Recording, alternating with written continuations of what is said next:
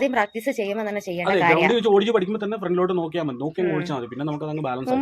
മുമ്പോട്ട് നോക്കി ഓടിക്കുന്നത് ഞങ്ങളോട് എപ്പോഴും ഇത് ചിലരുടെ പ്രശ്നങ്ങൾ എന്താണെന്നറിയോ, പഠിച്ചു അവർക്ക് ഹാൻഡിൽ ബാലൻസ് ആയി വണ്ടി ഓടിക്കുമ്പോൾ ചില പ്രശ്നങ്ങൾ ഉണ്ടാവും. അതിനെല്ലാം പ്രധാന കാരണം കൃത്യമായിട്ട് ബേസിക്സ് പഠിക്കാതെ ഇപ്പൊ ഇതുപോലെ താഴോട്ട് നോക്കി ഓടിച്ച് പഠിക്കുന്നതായിരിക്കും അവർ വണ്ടി ഓടിക്കാൻ കഴിയും. പക്ഷെ കുറച്ച് താമസിച്ചിട്ടാലും അവർക്ക് ഹാൻഡിൽ ബാലൻസ് കിട്ടും, ഭാവിയിൽ അവർക്ക് അതൊരു പ്രശ്നമായിട്ട് വരും. അതുപോലെ തന്നെ ഇതുപോലെ ഹാൻഡിൽ ബാലൻസ് കൈയെടുത്ത് വരുന്ന വണ്ടികളെ ഒന്നും ശ്രദ്ധിക്കാൻ പറ്റില്ല. അപ്പൊ ജസ്റ്റ് ഈ കൈ ഒന്ന് വിട്ട് അവർക്കൊന്ന് എന്തെങ്കിലും ഇങ്ങനെ ഹാൻഡിൽ ബാലൻസ് കാണിക്കാൻ പറ്റാത്ത അതിന്റെ ബേസിക്സ് പഠിച്ചില്ലാന്നുണ്ടെങ്കിൽ അവർക്ക് പിന്നീട് ഇതുകൊണ്ട് വേറൊരു കുഴപ്പങ്ങളുണ്ടാവും. കാല് കൃത്യമായിട്ട് കയറ്റി വെക്കാൻ അറിയാൻ പാടില്ലാതെ അവർക്ക് അത് ബേസിക്സ് പഠിക്കാതെ പോകുന്നത്. അപ്പൊ കൃത്യമായിട്ടുള്ള അതിന്റെ ടെക്നിക്ക് എന്ന് പഠിക്കാതെ കയറി പോകുമ്പോൾ അവർക്ക് അതിന്റേതായിട്ടുള്ള പ്രശ്നം പിന്നീട് ഉണ്ടാവും. പിന്നെ അപ്പൊ എന്ന് ആലോചിക്കും എന്താണ് എനിക്ക് പറ്റിയതെന്ന് അറിയാതെ നമ്മൾ ചിന്തിച്ചിട്ട് കാര്യമില്ല. അപ്പൊ എപ്പോഴും താഴെ നിന്നുള്ള കാര്യങ്ങൾ കൃത്യമായിട്ട് പഠിച്ച് മുകളിലോട്ട് പോവാം.